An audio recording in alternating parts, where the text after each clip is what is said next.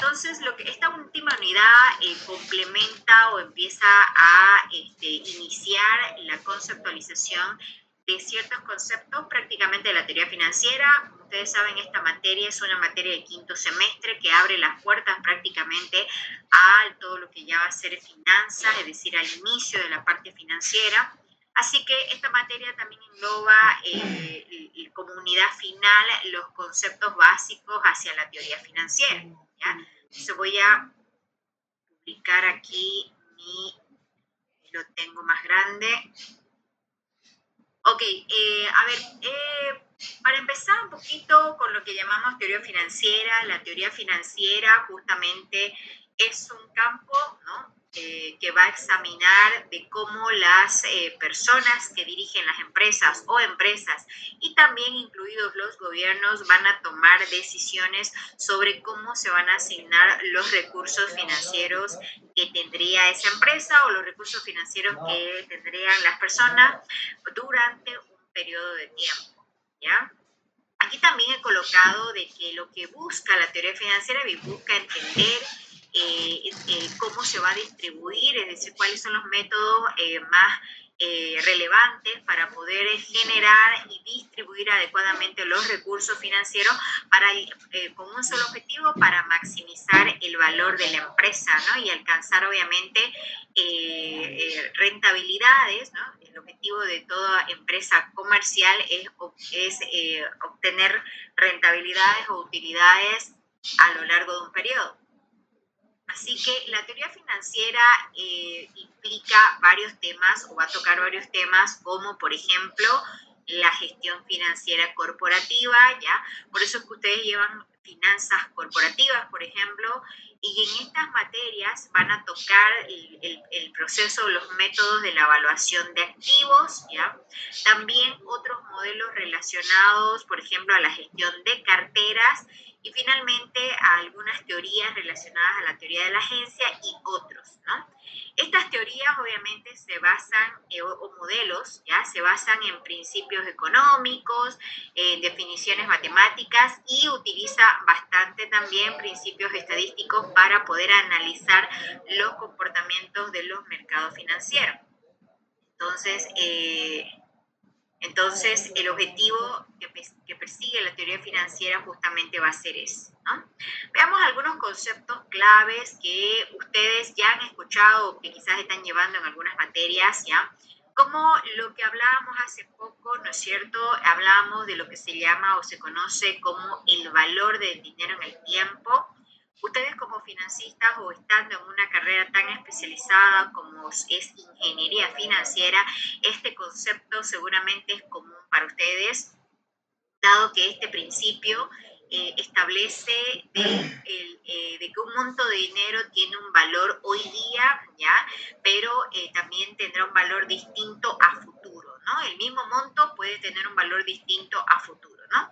Esto obviamente se puede evaluar mediante el potencial que tenga ahora ese recurso para poder generar futuros rendimientos, ¿no? En el tiempo. A eso se llama el valor del dinero en el tiempo.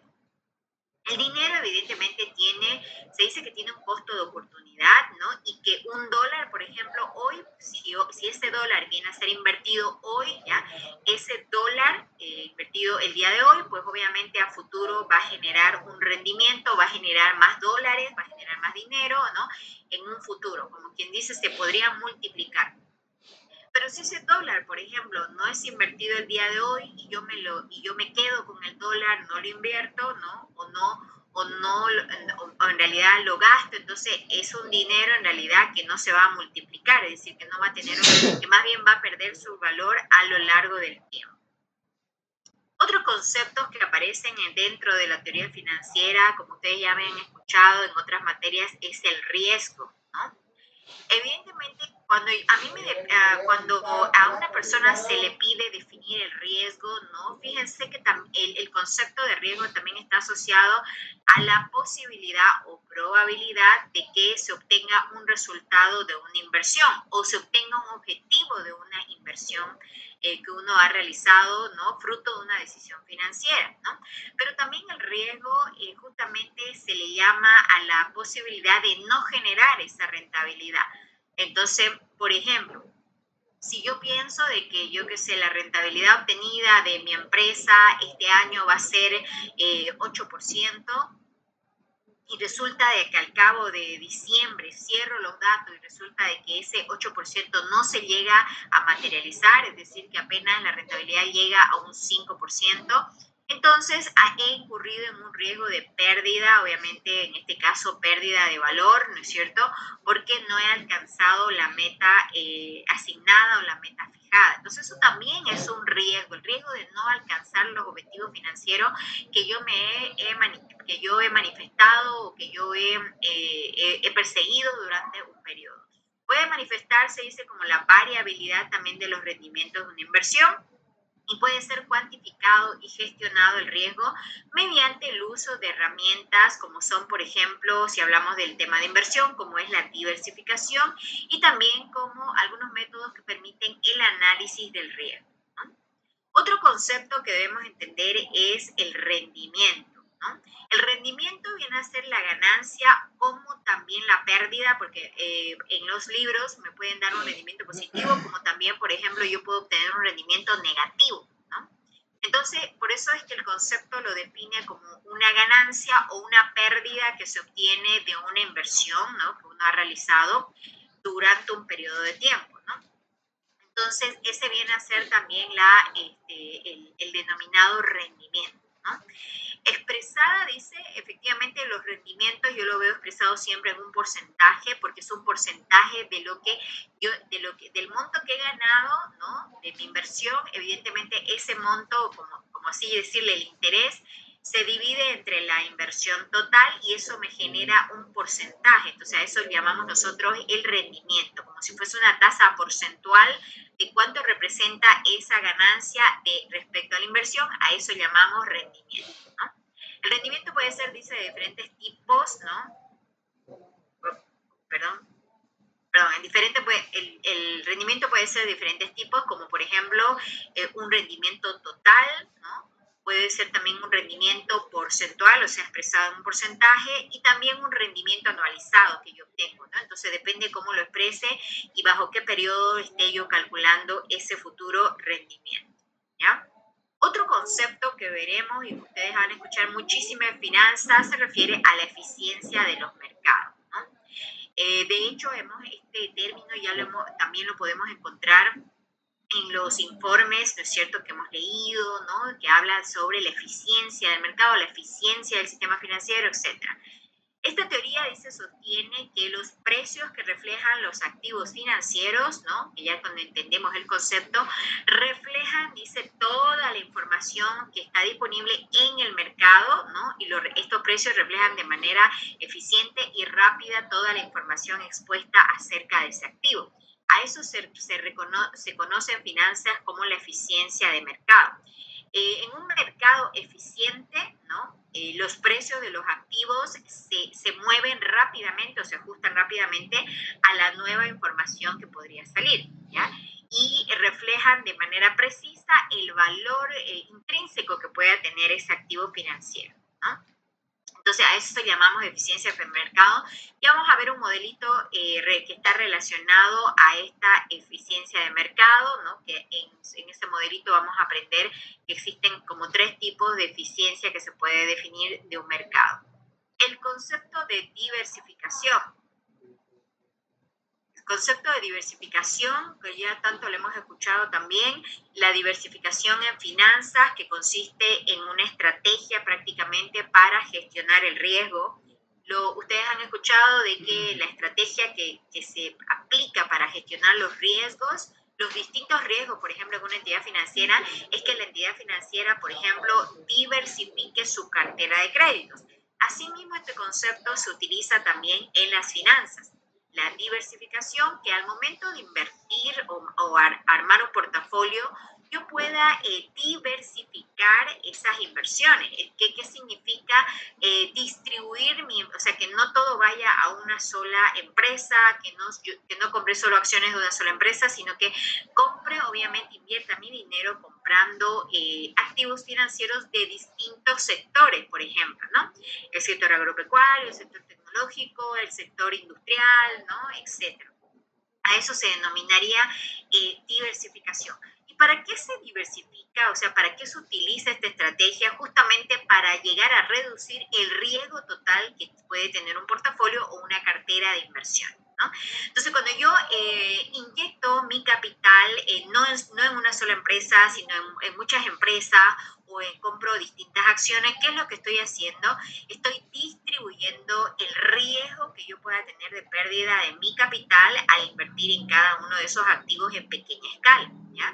Entonces yo puedo diversificar con el tipo de activo, o sea, que compro un activo diferente, puedo diversificar según el sector en la cual yo esté comprando. Por ejemplo, si estoy comprando acciones, me concentraré en 3, 4, 5 rubros, ¿ya? A eso se refiere, o inclusive en regiones. Por ejemplo, si yo compré de la bolsa de Estados Unidos, también puedo comprar en la bolsa de Pekín, puedo invertir dinero en otras bolsas. Entonces, a eso se refiere con que puedo diversificar inclusive el tipo de institución donde yo adquiera los activos financieros.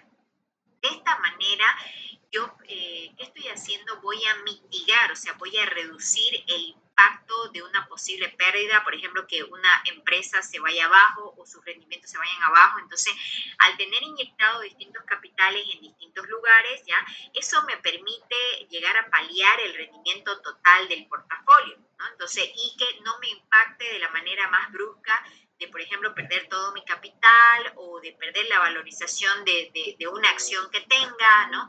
Entonces, por lo tanto, a eso apunta el concepto de diversificación. Otro concepto es lo que llamábamos hace rato la teoría de la agencia, bueno, que es un concepto que se refiere a la relación la relación que existe entre los propietarios, o sea, dueños de las empresas, que en este caso son llamadas accionistas, y la planta directiva o los llamados administradores o ejecutivos de una empresa, ¿no? Donde efectivamente ustedes saben que la parte de directores siempre buscarán, siempre irán por el camino o la vía que los accionistas quieren llevar a la empresa, ¿no? Entonces, ustedes saben que los gerentes o ejecutivos actúan en nombre de los propietarios o en nombre de los accionistas, ¿no? Entonces, esta teoría de la agencia, ya bastante antigua, dice, examina cómo se pueden alinear los intereses de los administradores o parte ejecutiva con lo de los propietarios, o sea, con el deseo realmente de los accionistas, y cómo se pueden llegar a mitigar los conflictos, obviamente, entre estos intereses y ambas partes, ¿no? Eso obviamente, por el llamado teoría de la agencia, para poder... para que el plantel ejecutivo siga las mismas líneas que el plantel de accionistas, ¿no?, desea llevar adelante, ¿no? Otros conceptos, como por ejemplo mencionamos la gestión financiera corporativa, que viene a ser el proceso, ¿no? Aquí llamamos gestión financiera corporativa, viene a ser el proceso de tomar una decisión financiera dentro de una empresa, ¿no? ¿Para qué? Para esto en pro de que maximice el valor de los accionistas. ¿Qué significa? Que yo maximice el valor que puede costar una acción en una empresa, ¿no? Incluye la evaluación, esta gestión financiera incluye la valoración de las inversiones, es decir, la valoración de la acción en el mercado de valores, el gestionar el capital de trabajo, ¿no?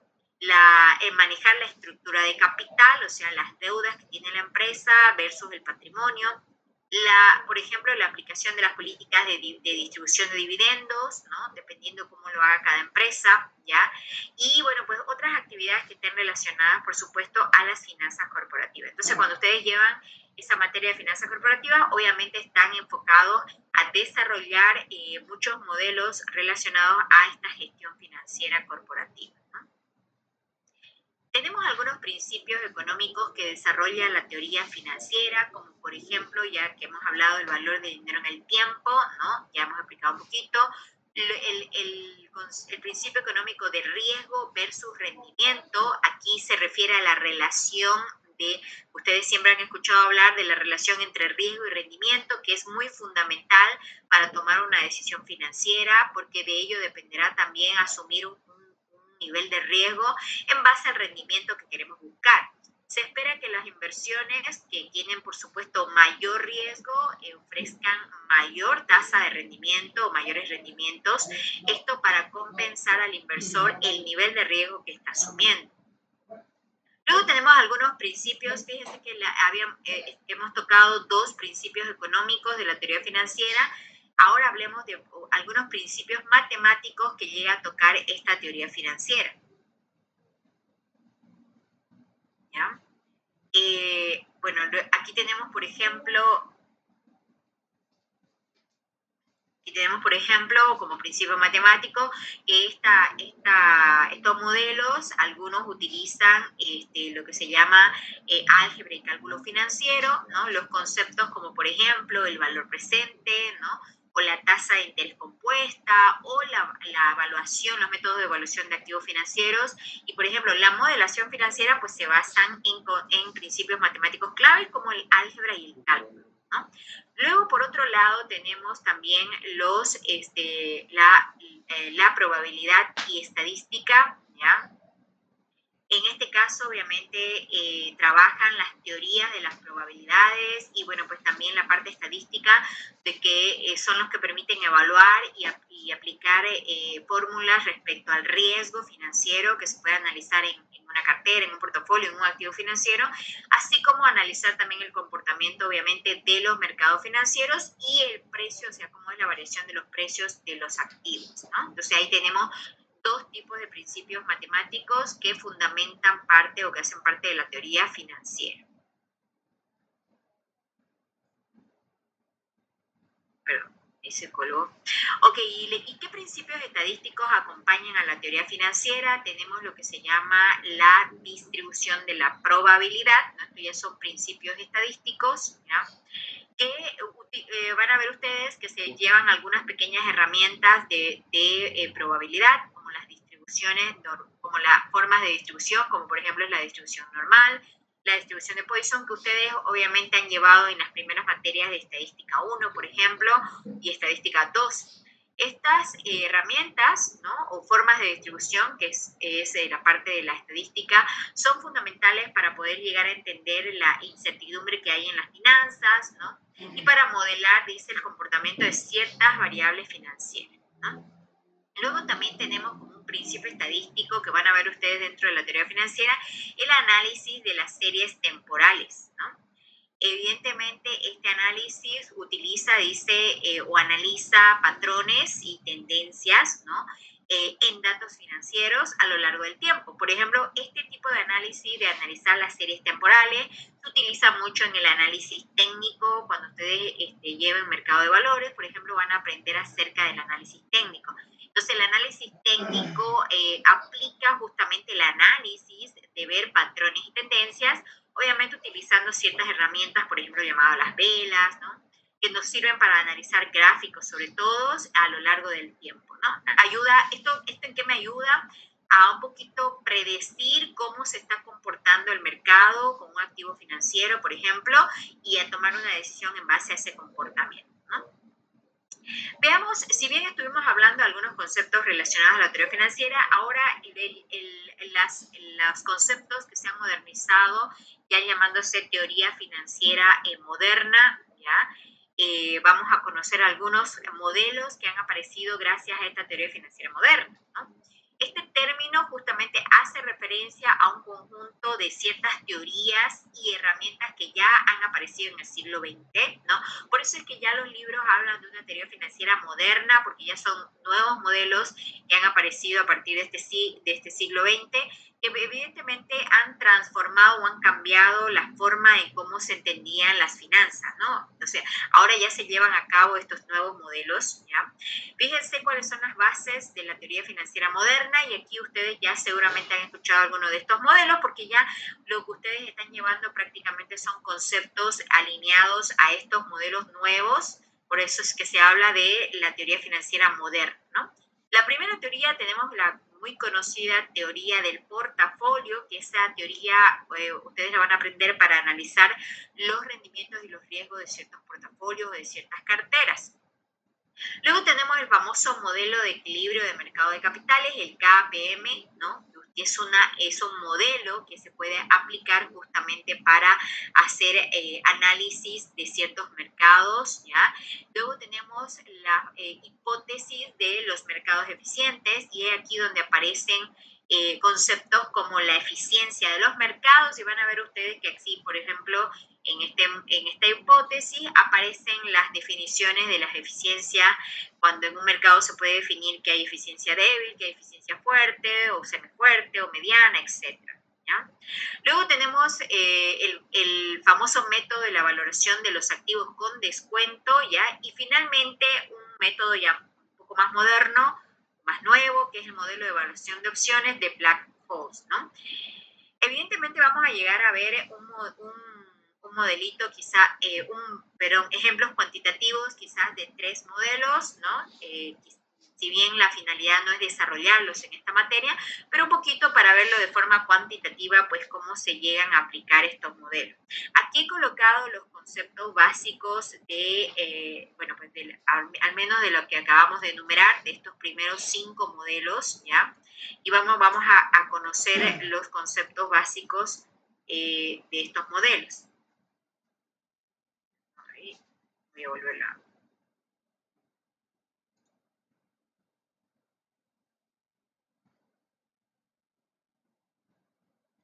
Bien.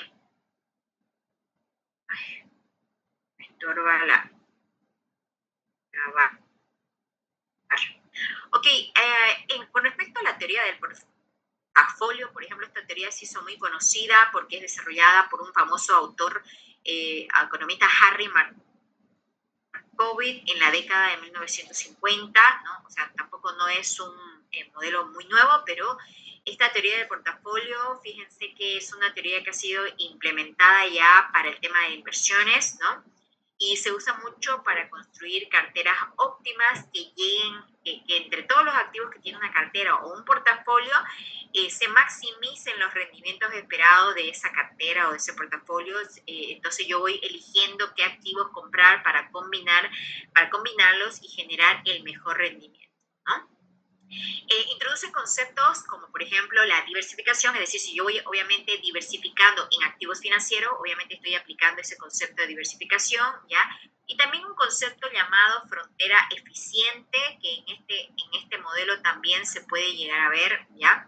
Que estas herramientas ayudan a los inversores a tomar mejores decisiones informadas para poder asignar o cómo deberían asignar en sus carteras estos tipos de activos.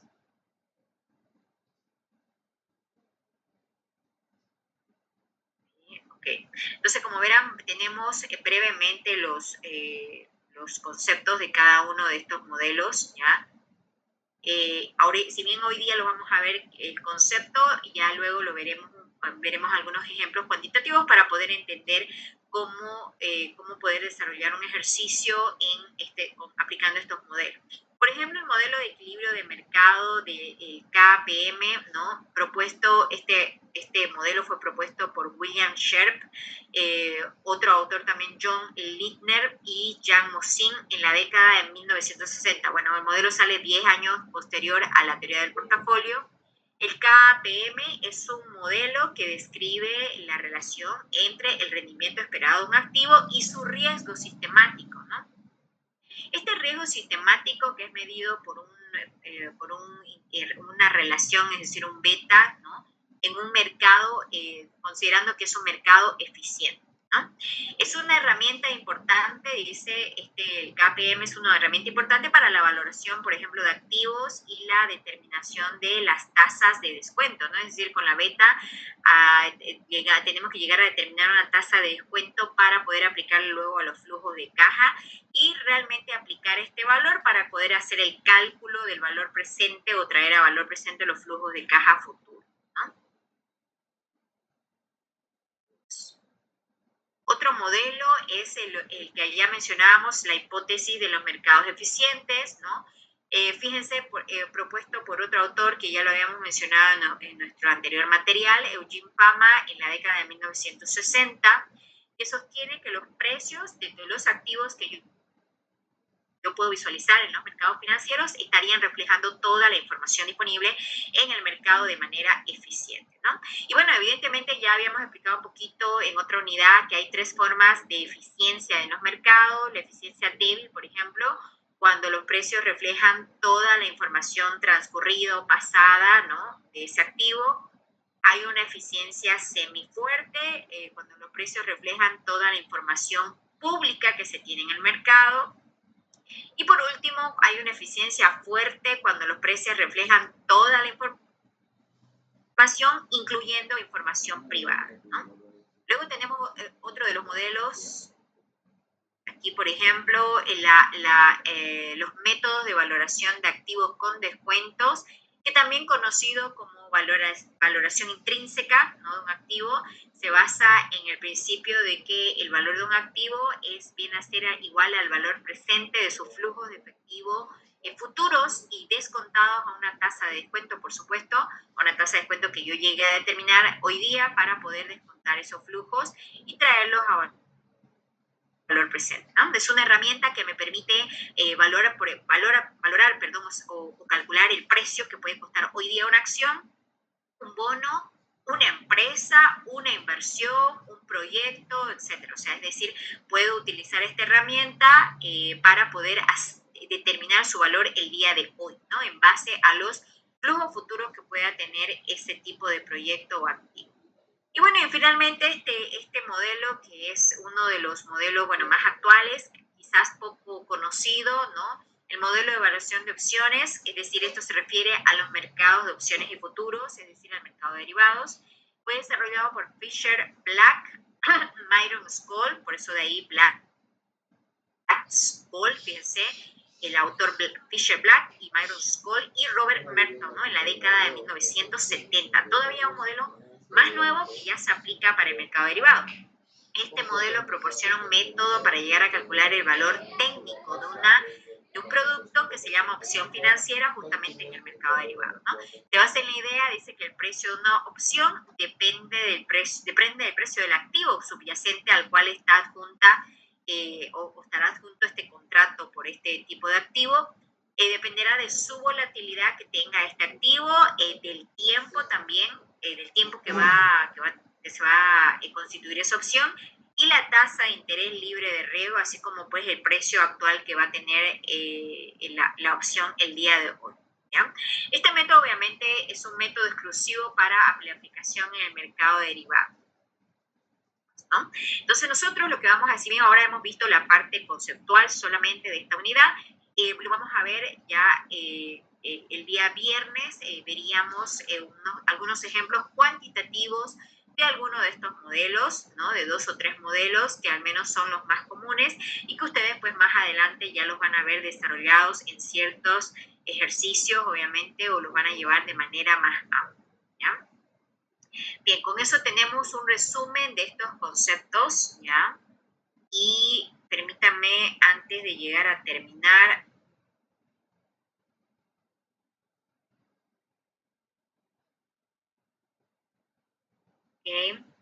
bien, antes de que podamos llegar a terminar, aunque ya nos queda poco tiempo,